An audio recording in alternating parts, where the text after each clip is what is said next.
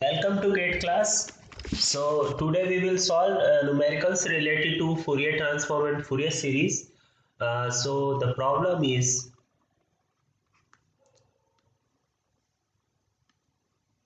a deterministic signal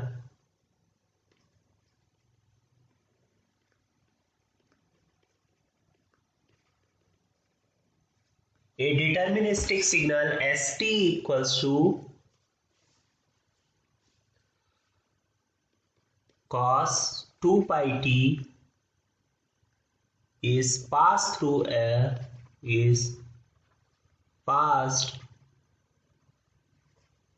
a differentiator.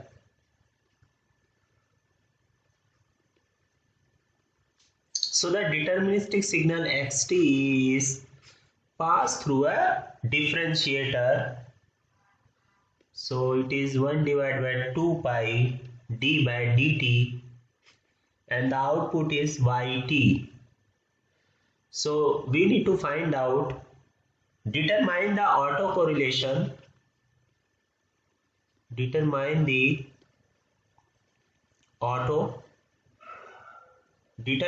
autocorrelation r x y tau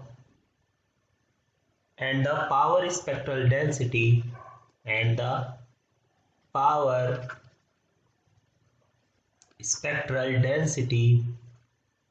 S x y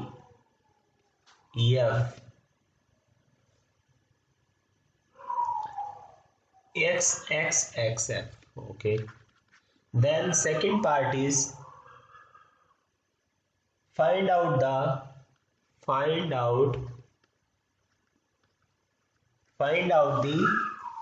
output power spectral density. Output power spectral density SYYF, and last part is we will evaluate RXY0 and RXY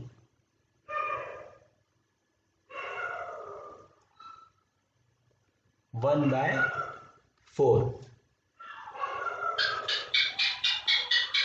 So let us solve this problem.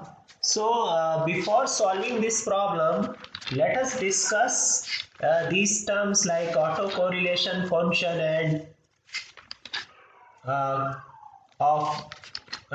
the autocorrelation function and the power spectral density. Let us discuss these terms.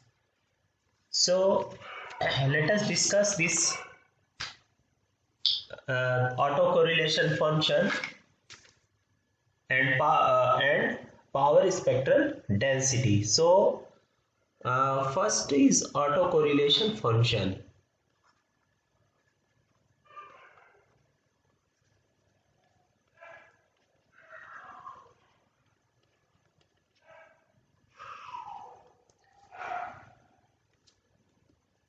Autocorrelation function is denoted by Rx tau. So it is denoted by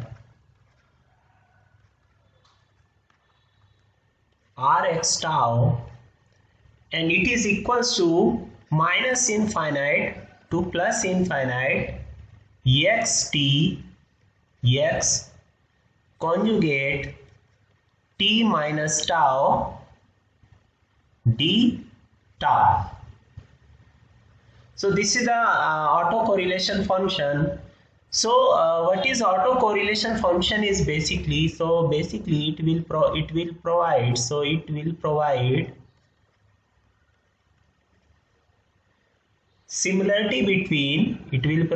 similarity between xt and x t minus tau. So what is xt? So xt is your signal, xt is your normal signal, that a continuous time signal, and xt minus tau is your delayed signal. It is your xt minus tau is your delayed signal. Now a very interesting thing is that if we put tau equals to 0, so putting tau equals to 0, what we will get, rx0, we have put tau equals to 0 in this equation, equation number 1. So what we will get, so rx0 is minus infinity to plus infinity xt x conjugate t minus 0 d tau.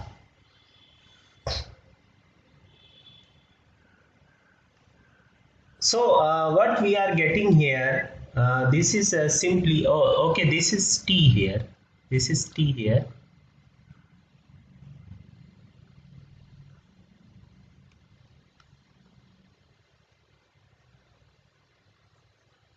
So what we are getting here, it is minus infinity to plus infinity x t square dt. It can be written in this manner. And what is that? So this is energy of the signal xt. This is energy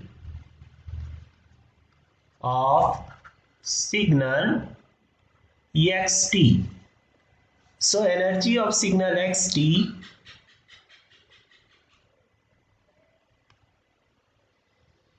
so energy of the signal xt is rx0, and that is equals to minus infinity to plus infinity modulus of xt whole square dt. Let us discuss another important point, that is called the energy spectral density. Let us discuss another important point, that is called the energy spectral density. So let us discuss this term. So what is the energy spectral density? So energy spectral density, it is denoted as psi xf f, that is equals to modulus of xf whole square, and this energy spectral density is equals to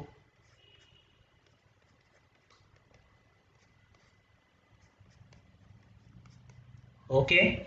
So what is a modulus of xf square? So it is basically the amplitude. This is basically the amplitude square, amplitude spectrum of xt. So it is amplitude spectrum of xt. So what is relation between autocorrelation function and energy spectral density? So let us discuss the relation between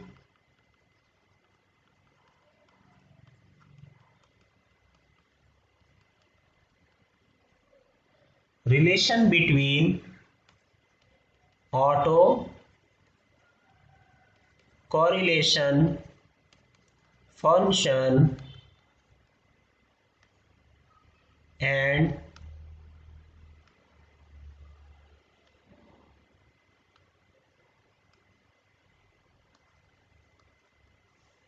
and energy spectral density.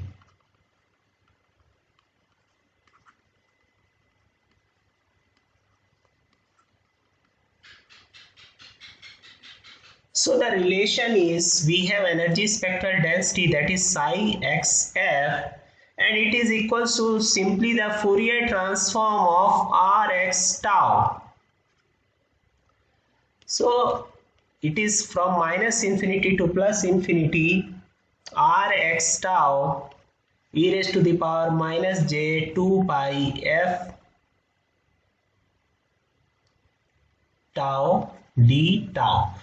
So basically if we find out the Fourier transform of autocorrelation function, then it is simply we are going to calculate the energy spectral density. So it is Fourier transform of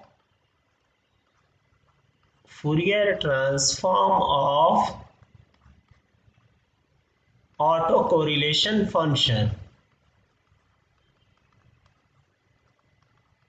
So energy spectral density is Fourier transform of autocorrelation function. It is simply the Fourier transform of autocorrelation function. So this relation is known as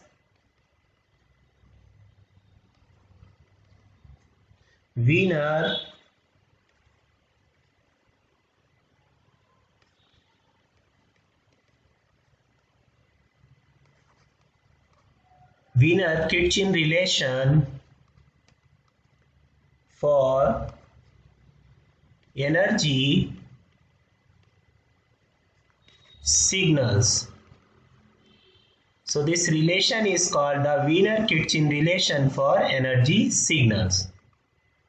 This relation is called the Wiener-Kirchhoff relation for energy signals. So let us come to the problem that we are going to solve.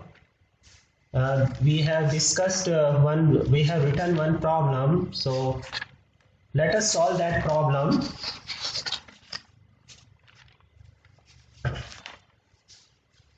So the problem is we need to calculate the power spectrum, everything, and also we need to calculate Rx0. So let us discuss the problem. So T naught is given, that is it is equals to 1 second. So what is F naught? F naught is 1 Hertz. F naught is simply 1 Hertz. Now let us discuss, let us find out Rx tau first. So Rxs tau, basically we are going to calculate the autocorrelation function for a signal present at input, that is Rxs tau. So it is equals to 1 divided by T naught, 0 to T naught, x t minus tau dt.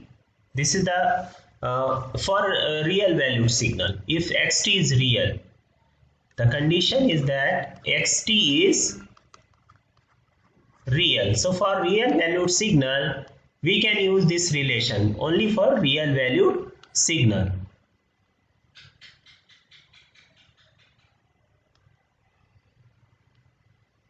Now what is Rxx tau? So it is simply 1 divided by T naught, 0 to T naught. Xt is given, so xt is cos 2 pi t.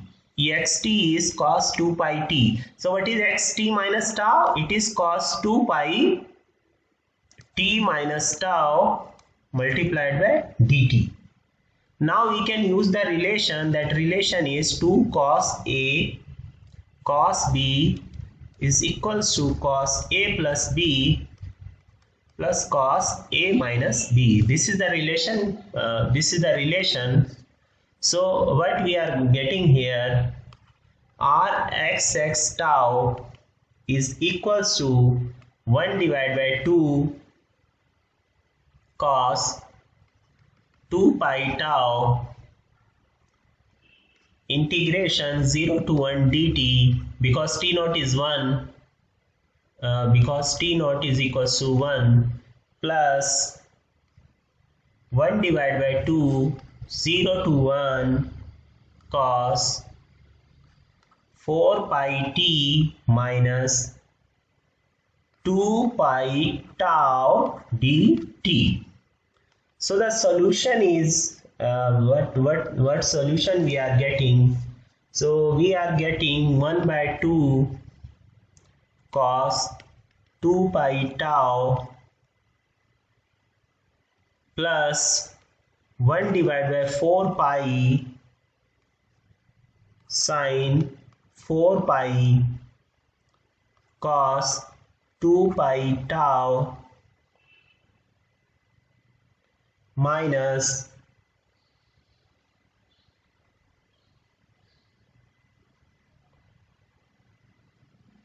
cos 4 pi sin 2 pi tau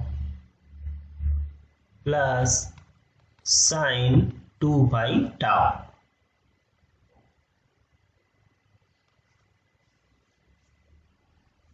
So what we will get here is 1 divided by 2 cos 2 pi tau. All these terms will become 0 because this cos sin 4 pi is 0.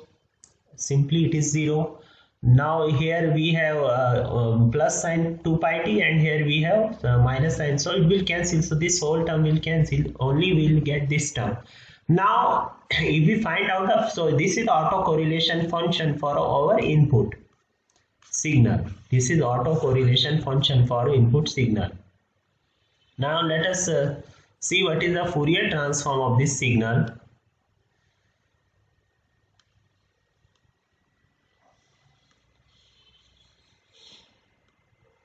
So Fourier transform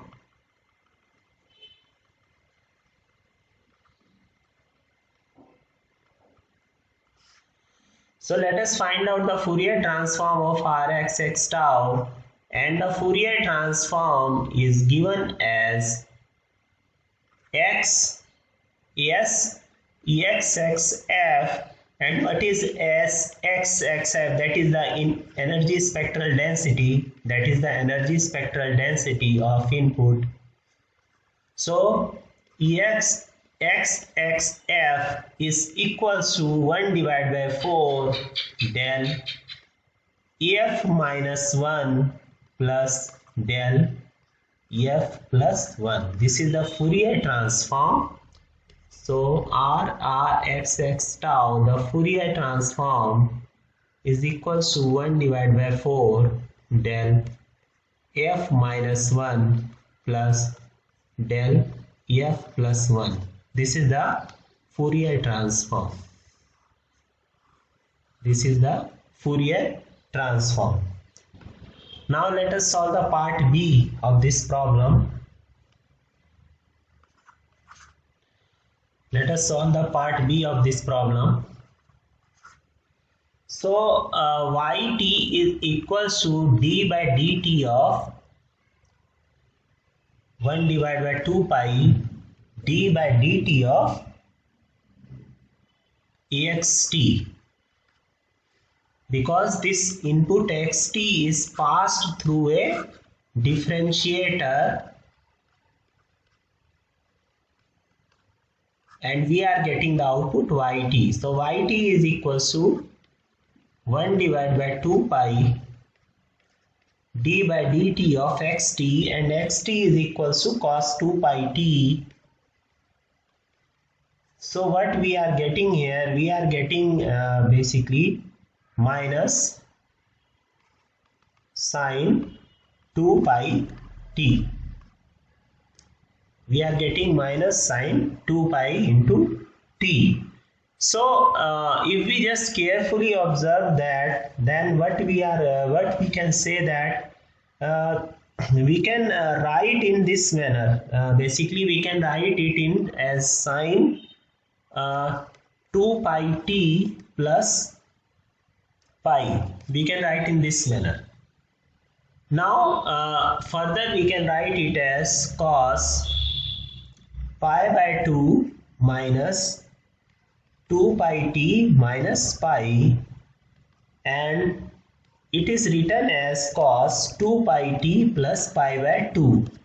So finally what we can say that yt is equals to x t plus 1 by 2, because xt is cos 2 pi t.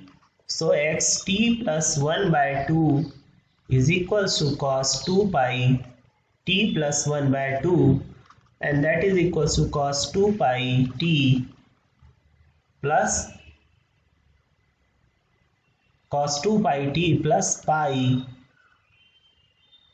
So we can write in this manner. So basically it is simply we can write yt is equals to xt plus 1 by 2. It is cost it is xt plus 1 by 4.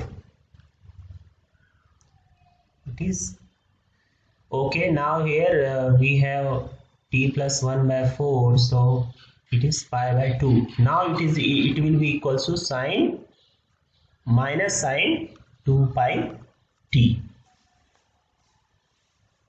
So it is simply yt is equals to xt plus 1 by 4. It is written as yt is equals to xt plus 1 by 4. So what is the relation between xt and yt?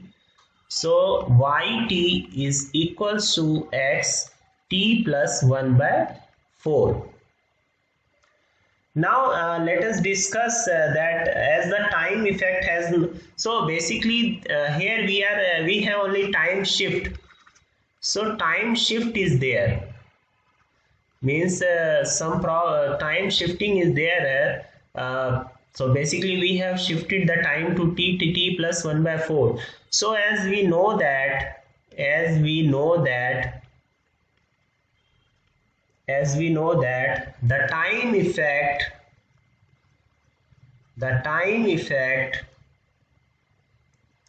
time shift has no effect. The time shift has no effect on the autocorrelation function. So what we can say that, so autocorrelation function will remain same. So rxx tau is equals to it is equals to ryy tau also, because the time shift will has no problem with autocorrelation function, and it is equals to 1 by 2 cos 2 pi tau. So output autocorrelation function ryy tau is equals to 1 by 2 cos 2 pi into tau. So this is simply the output autocorrelation function. So it is output autocorrelation function. Now let us discuss that how to find out that energy spectral density. So SXXF is simply the Fourier transform, and it is also equals to SYYF because both have same autocorrelation function, and that is the Fourier transform of Rxx tau, and that is equals to 1 divided by 4, that we have already calculated. That we know the XXF, that is 1 by 4 del F minus 1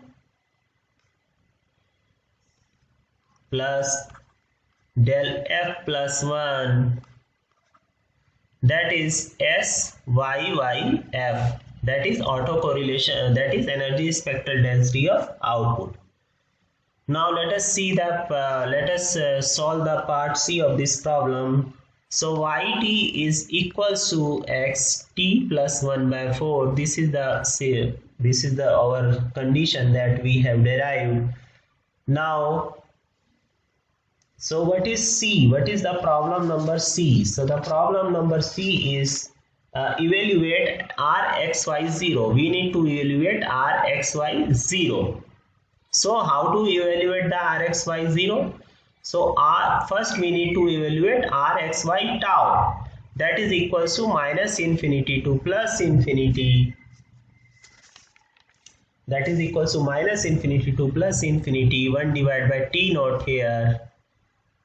So not minus infinity to plus infinity, it is simply we are going to calculate for period, so it is 0 to t naught only, and we have xt and y t minus tau into dt. Now how to evaluate this? So it is equals to 1 divided by t naught 0 to t naught. Xt is cos pi 2 pi t. So xt is cos 2 pi t. And what is yt minus tau? So yt minus tau is simply we have calculated it is equals to minus sine 2 pi t minus tau dt. Now what is the result of this evaluation? So what we are getting here, so it is equals to rxy. So what we are getting here, rxy0 is equals to, simply putting tau equals to 0, what we are getting here, 1 divided by t naught 0 to t naught, it is cos 2 pi t minus sine 2 pi t minus 0 into dt. So we are getting here 1 by 2 sine 2 pi tau. Please check this. And we have tau is equals to 0. So when we are going to evaluate this, so at tau is equals to 0 here, so what we are getting here, 0. Now what is rxy tau? Basically it is 1 divided by 2 sine 2 pi tau. So rxy 1 by 4 is equals to 1 by 2 sine 2 pi into 1 by 4. So it is equals to 1 by 2.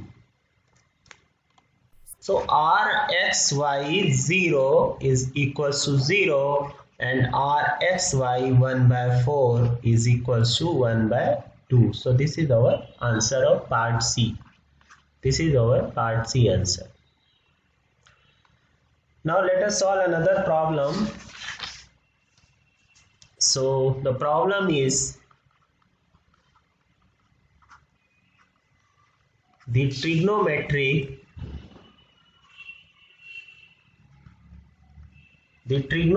Fourier series of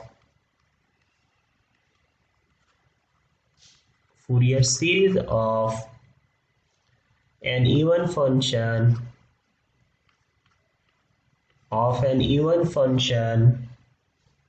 does not have DC term,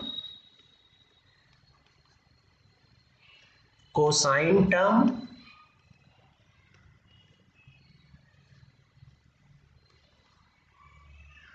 sine terms,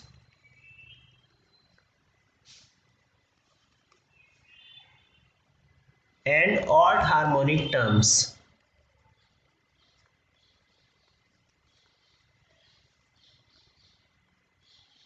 So let us solve this problem.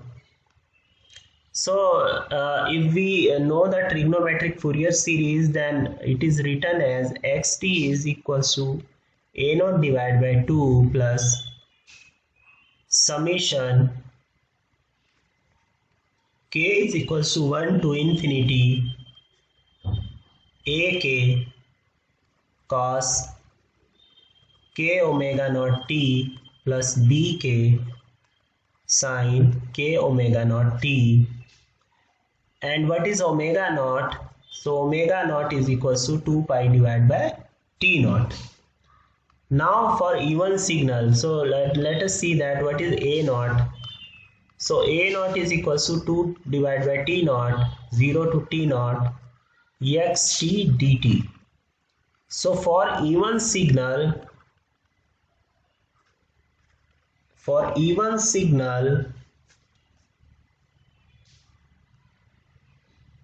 so what we are getting here, a naught will exist.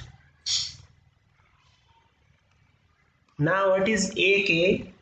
So ak is 2 divided by t naught 0 to t naught xt cos k omega naught t dt. Now if xt is even, so if it is even, then it is also even, so ak will also exist. AK will also exist. So let us see what is happening with BK. So BK is 2 divided by T naught, 0 to T naught, ext sine k omega naught T dt. Now it is even, it is odd. So this whole term will become odd. So BK will equal to 0. So what we are getting here, we are getting means only cosine terms. So it does not have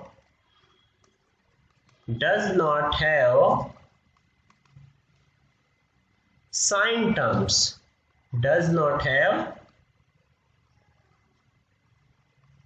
We are getting only cosine term. We are getting only cosine terms and does not have sine terms. So because BK is equal to 0.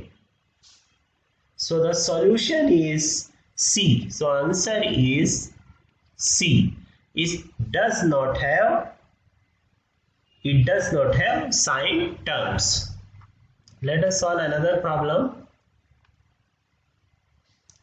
So the problem is,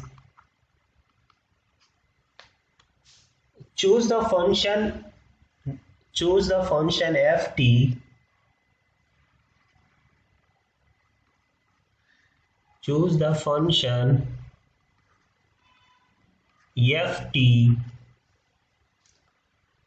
and it is from minus infinity is less than t is less than infinity for which a Fourier series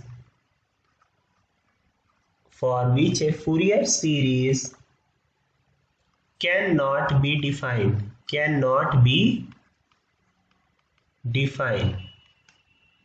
Let us see this. So we have 3 sine 25t. The B part is 4 cos 20t plus 3 plus 2 sine 710t. C part is exponential minus modulus of t sine 25t, and d is 1. So let us solve this problem. So for this definition of Fourier series, first condition is that the Fourier series we are going to find out. If we are going to find out the Fourier series, then the function should be periodic. So if we see that the first part A of this, it is 3 sine 25t. Now is it periodic? Yes. Is it periodic? Yes, it is periodic. So what is the period? So it is omega naught is equals to 25. So 2 pi f naught is equals to 25. So f naught is 25 divided by 2 pi. So time period is 2 pi divided by 25.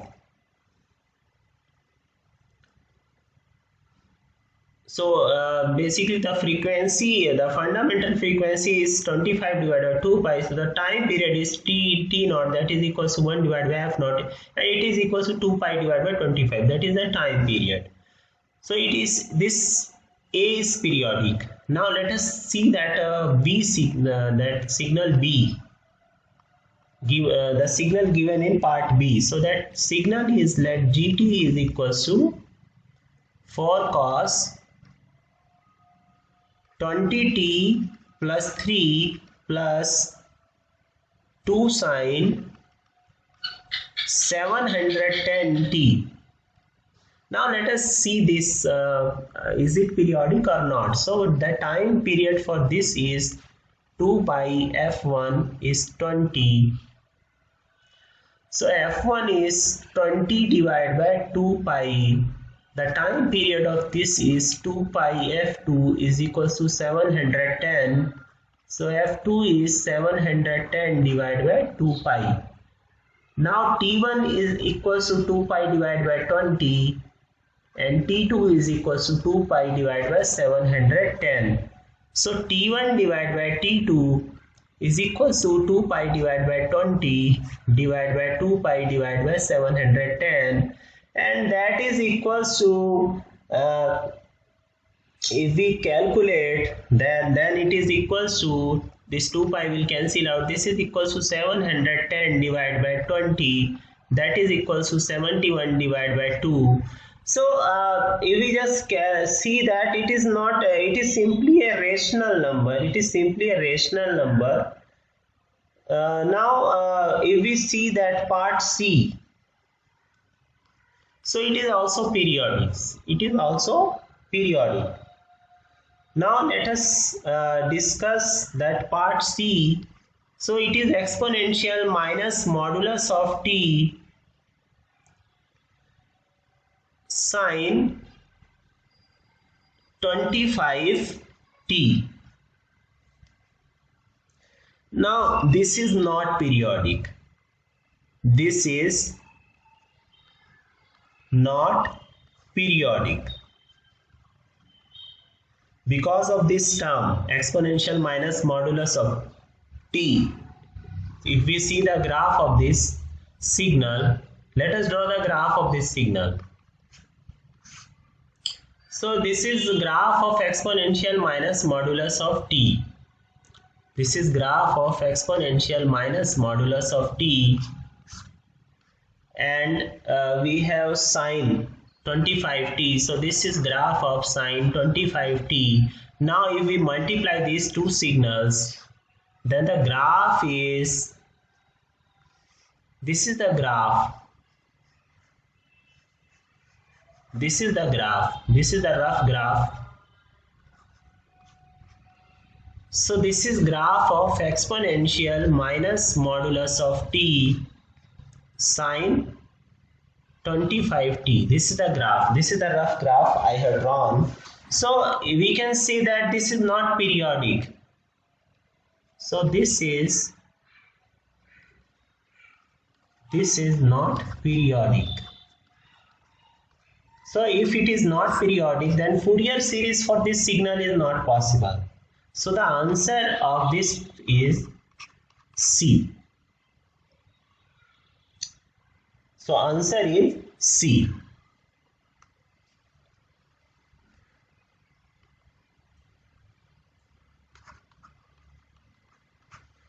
So let us solve another problem, the Fourier series representation. Let us solve this. The Fourier series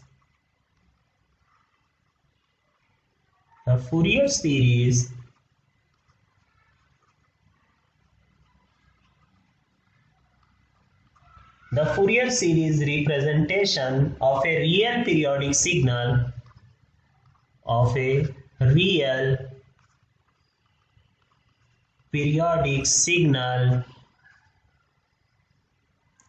with fundamental frequency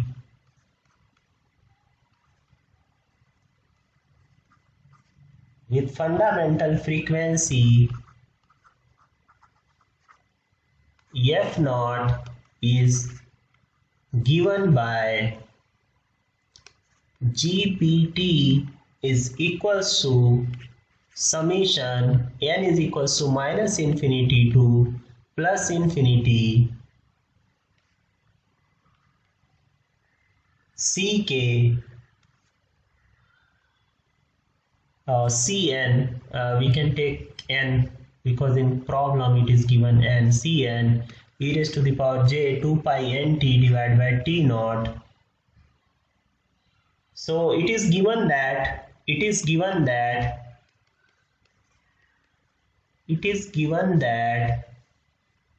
C of 3 is 3 plus J5. It is given. Then we need to find out C of minus 3. Find out the value of C of minus 3. So GPT is provided. GPT is equal to summation n is equal to minus infinity to n is equal to plus infinity Cn e raised to the power j 2 pi nt divided by t naught. It is given. Now, so what is Cn? So Cn is equal to 1 divided by t naught, 0 to t naught. It is GPT exponential minus j 2 pi nt divided by t naught into dt. Now if GPT is real, then GP conjugate t is equal to GPT. If it is real. If it is a real signal, then this is equals. So we can find out Cn conjugate, that is equal to 1 divided by t naught, 0 to t naught, Gp conjugate t. We can find out here conjugate on both sides. Exponential minus will become plus j 2 pi nt divided by t naught into dt, and that is equal to 1 divided by t naught, 0 to t naught, GPT exponential minus j 2 pi minus n t divided by t naught into dt, and that is equal to 1 divided by t naught, 0 to t naught, GPT exponential minus j 2 pi. So here we have, so better to write it is as, so there is no need to write again this. So what we can see here, that it is simply equals to C of minus n. So C conjugate n is equals to C of minus n. Now Cn is given. Cn is given, that is equals to 3 plus j5. So Cn conjugate is 3 minus j5, and that is also equals to C minus 3.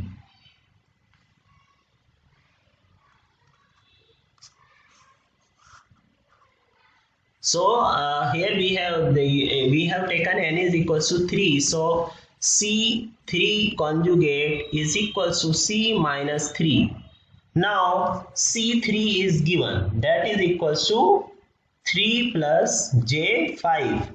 So C minus 3 is equals to C3 conjugate, that is equals to 3 minus j5. So the value of C minus 3 is 3 minus j5, hence proof.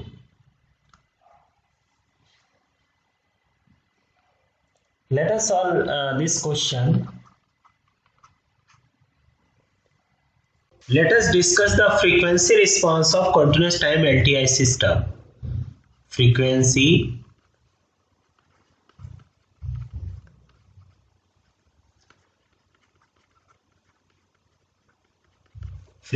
response of continuous time LTI system.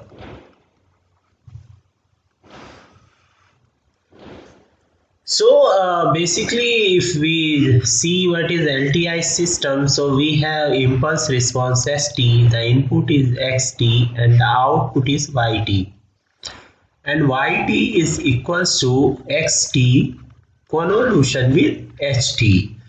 Now if we take we can also write it in the form of Fourier transform. So taking the Fourier transform on both sides, so what we will get?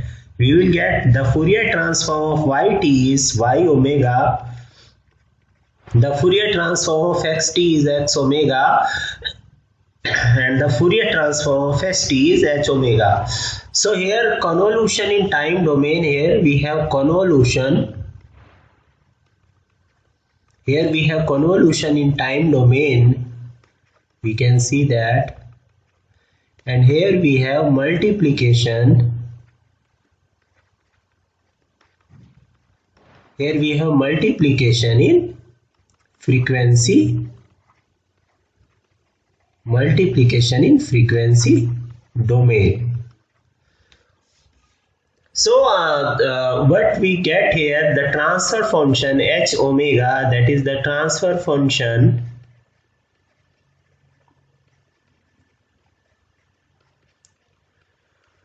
so this h omega is equals to y omega divided by x omega.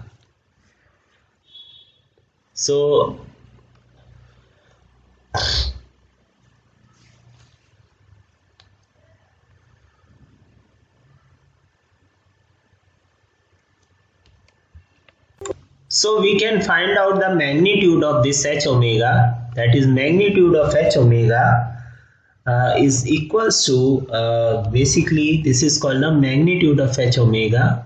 So it is the absolute value, it is the absolute value of h omega, magnitude of h omega, modulus of h omega is, and also we have theta h omega, that is the phase response of the system that is phase response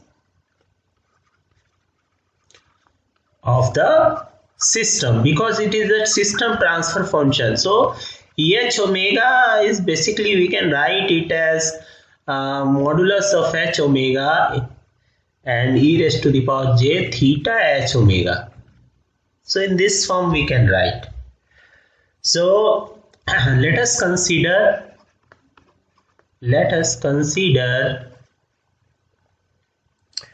complex exponential signal. Let us consider complex exponential signal. So that signal is xt is equals to e raised to the power j omega t. This is the complex exponential signal, and we can find out the Fourier transform, and the Fourier transform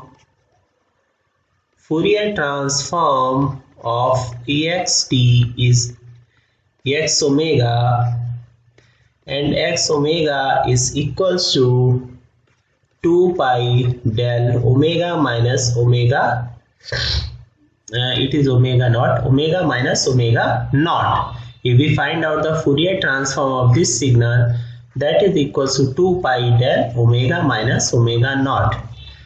So in terms of x, we can write it as yf is equals to hf into xf. So we have hf, that is also equals to yf divided by xf, and also we can write in the form modulus of sh e raised to the power j theta hf. So it is the same. It is the same as we have taken in omega. It is the same thing.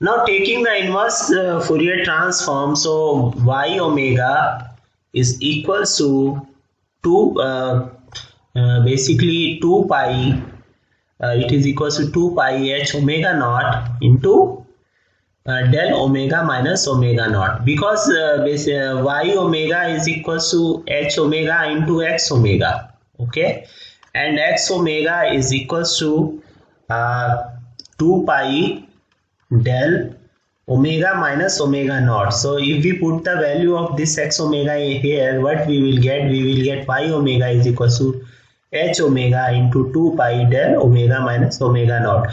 Now applying the sampling property, we will get y omega is equals to 2 pi h omega naught del omega minus omega naught. So what we can find out that we are taking the inverse Fourier transform. So taking the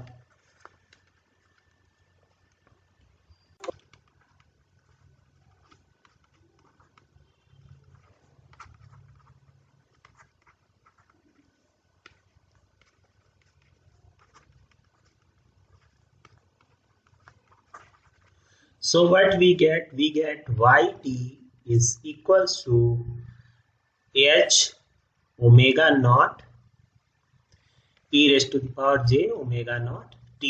If we take the inverse Fourier transform on both sides, so which indicates that which indicates that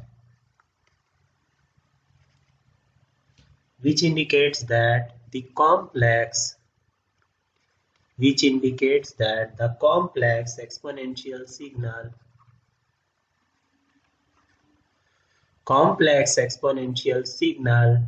e raised to the power j omega naught t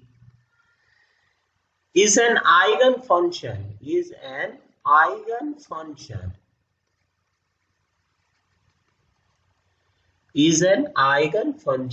of the LTI system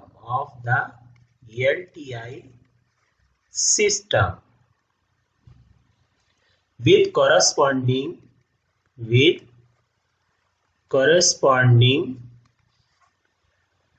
eigenvalue h omega naught. So if xt is periodic, let us consider the case. So if xt is periodic, what we will get? We can write xt in this form. Xt is equals to summation k is equals to minus infinity to k is equals to plus infinity ck e raised to the power jk omega naught t. We can write xt in this form. Summation k is equals to minus infinity to plus infinity ck e raised to the power jk omega naught into t. So yt we can write it as yt is, so we can write yt as yt is equals to summation k is equals to minus infinity to k is equals to plus infinity ck h k omega naught e raised to the power jk omega naught t. So another case is that if xt is not periodic, if xt is not periodic, then we can write xt as 1 divided by 2 pi. We can find out xt from this expression, 1 divided by 2 pi minus infinity to plus infinity ex omega, that is Fourier transform of xt e raised to the power j omega t into d omega. Basically this is the inverse Fourier transform expression. Now the corresponding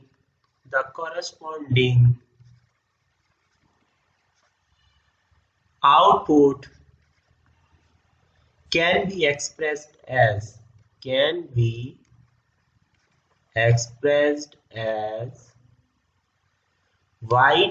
is equals to 1 divided by 2 pi summation minus infinity to plus infinity h omega x omega e raised to the power j omega t into d omega. So what we can say here, that thus the behavior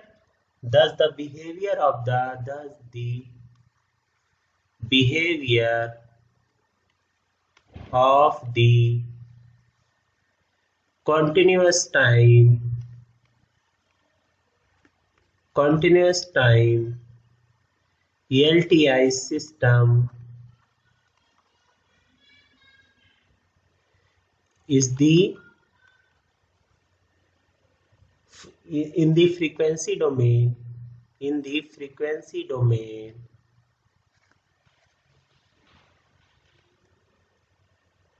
is completely characterized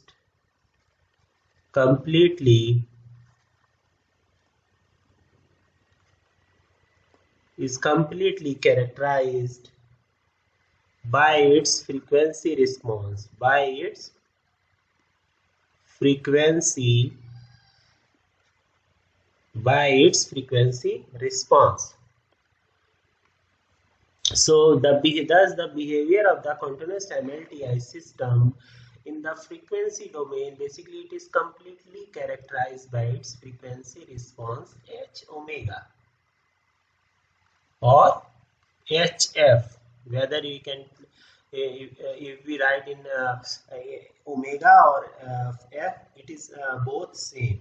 And if we want to find out the inverse Fourier transform in f, then this 1 divided by 2 pi will remove. So what we can say that x we can write following expression. So x omega is equal to modulus of x omega e raised to the power j theta x omega. Further we can write y omega as y omega is equal to modulus of y omega e raised to the power j theta y omega, and modulus of y omega is equal to modulus of x omega multiplied by modulus of h omega. This is the expression. This is the expression we are getting. So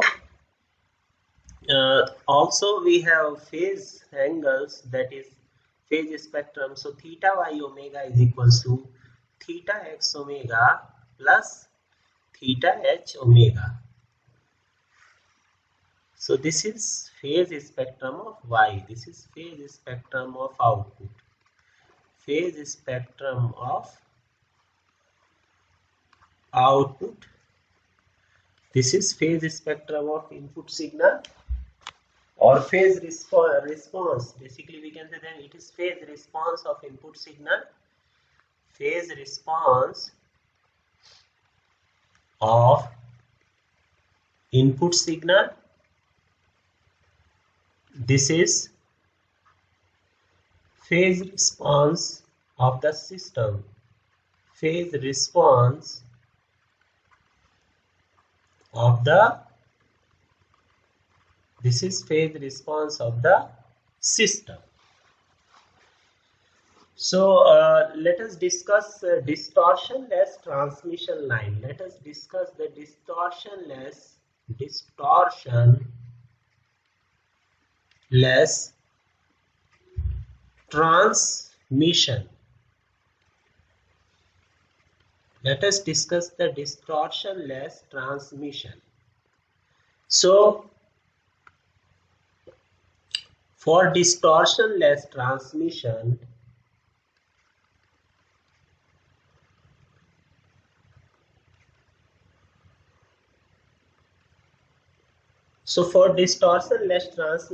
through an LTI system, if we are talking the distortionless transmission for an LTI system, so we require that the exact input signal shape should be reproduced.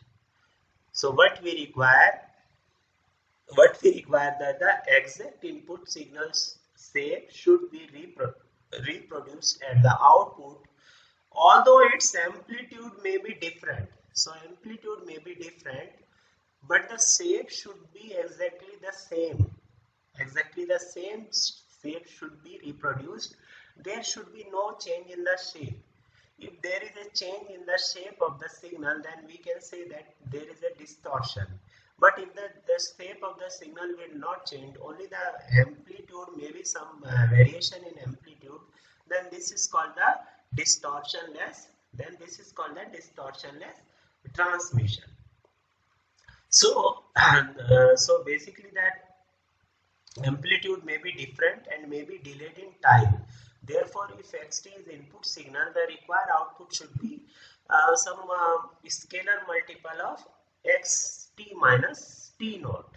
Some scalar multiple of xt minus t naught. So for distortionless transmission,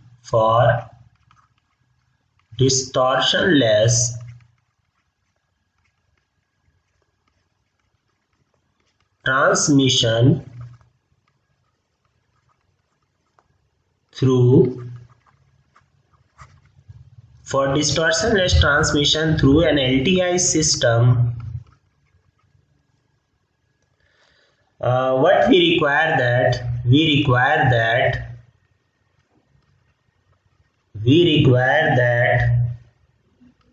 the exact input shape, the exact input signal shape be reproduced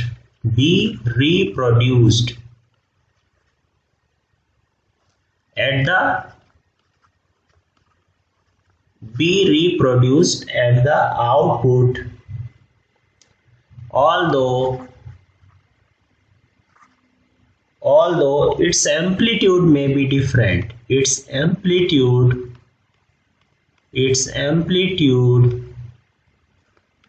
may be different and may be delayed in time. Therefore, if xt is input signal, the required output is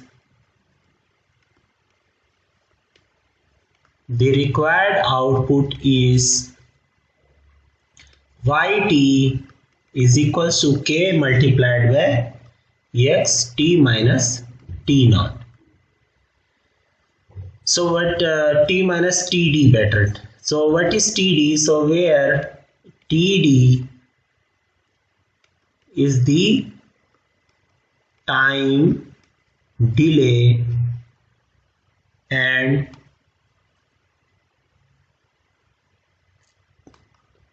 where td is time delay and k is a constant, is a gain constant, and k is a gain, or it is some constant value, So if we take the Fourier transform on both sides of this expression, then y omega is equals to k e raised to the power minus j omega td into x omega. So basically we can write h omega, that is equals to y omega divided by x omega. It is equals to k e raised to the power minus j omega td. Very interesting. So if we find out the modulus of h omega, that is equals to modulus of, so if we find out the modulus of h omega, so the modulus of h omega is equals to modulus of k e raised to the power minus j omega td, and that is equals to k multiplied by 1. So the modulus of h omega is equals to k, that is the constant value,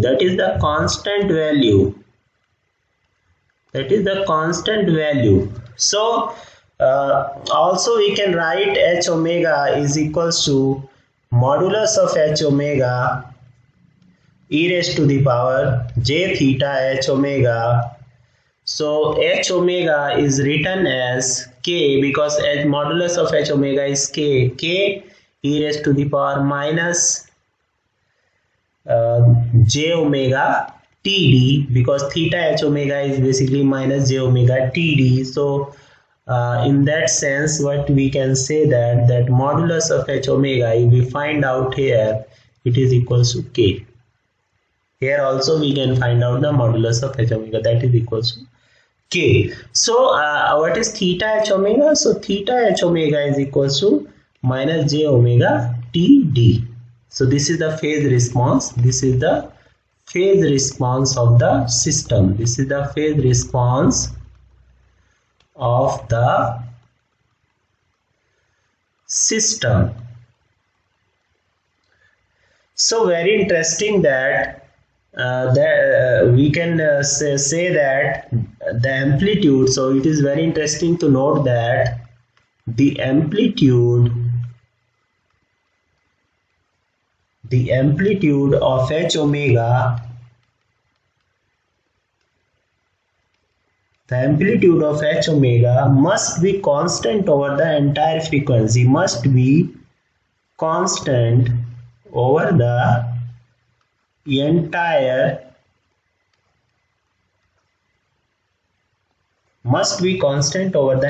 frequency range, and the phase of h omega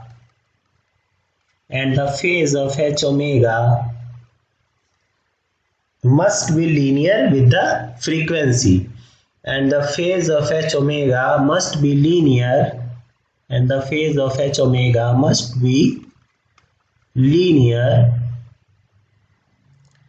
with the frequency.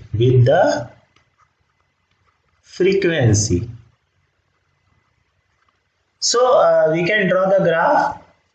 So let us take that input. Let us take one example. Suppose this is the input. This is 0 and this is T1. Suppose at T1 the amplitude is A. Now if we draw the output Yt, so Yt is something k multiplied by xt minus Td. This is so it will shift. So let us take that it is shifted in positive direction. So this one will change to T1 plus Td, and this 0, since this is 0, so it is Td, and this is some value. Okay, so what is happening here, that, and of course that amplitude will change to Ka. So it is we can say that it is easily we can say that the signal shape will remain same. Please consider my apology for not that these two figures are not looking the same shape, but it is same shape. Please consider this. So this signal shape will remain same, but what is happening here, the amplitude is changing. So amplitude is changed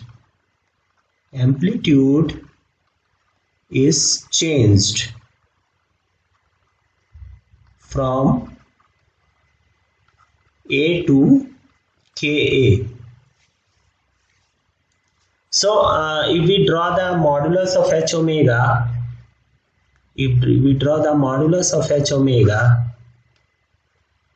then modulus of h omega is that it is constant, and if we draw the phase of h omega, so the phase variation is linear. This is the phase, this is theta h omega with omega. So this is and the slope is here, the slope of this line is minus Td. Of course the slope of this line is minus Td. So this variation is linear, we can say, and here the magnitude is constant, then magnitude spectrum is constant. So magnitude spectrum is constant here. Magnitude spectrum is constant, or frequency is constant, and here we have linear variation on phase. Here we have linear, we can say that the slope is linearly varying. The slope is linearly varying, that but the magnitude spectrum is constant. So this is the characteristics of a distortionless transmission line, we can say that. So so what is happening here, that when the amplitude spectrum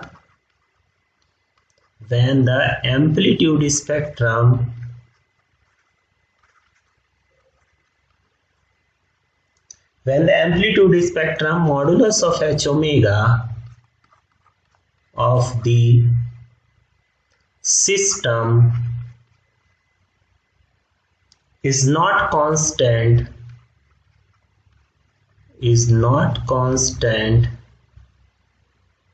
within the frequency band of interest, within the frequency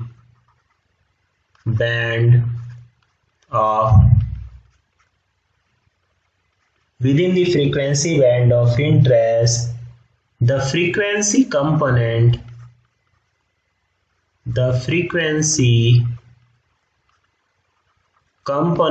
of signal, the frequency component of input signal are transmitted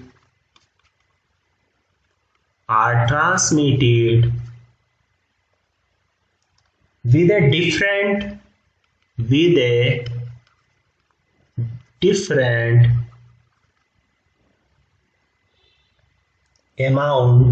a different amount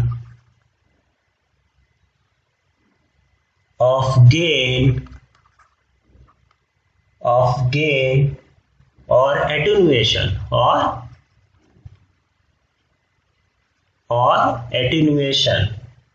So this effect is called the amplitude distortion. This effect is called the amplitude distortion. This effect is called the amplitude distortion. This effect is called the amplitude distortion. So when the phase spectrum of the system, when the phase spectrum theta h omega of the system, when the phase spectrum of the system is not linear,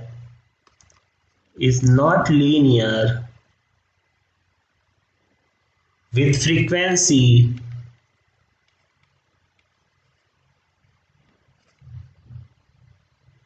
the output signal has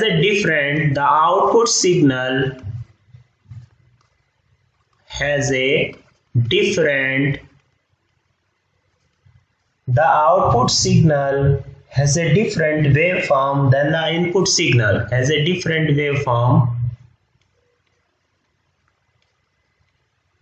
than the input signal.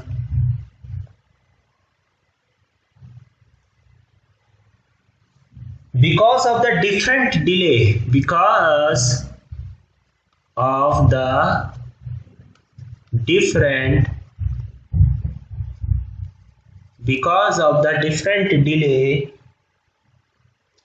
in passing through the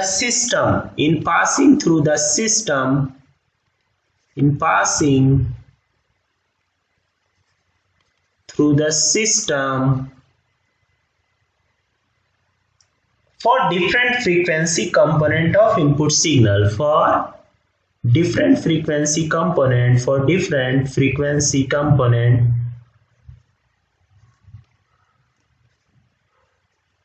of input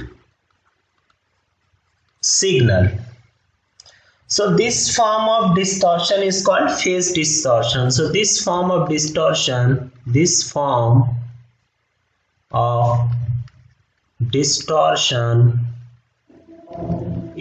called phase. So this form of distortion is called the phase distortion. This form of distortion is called the phase distortion.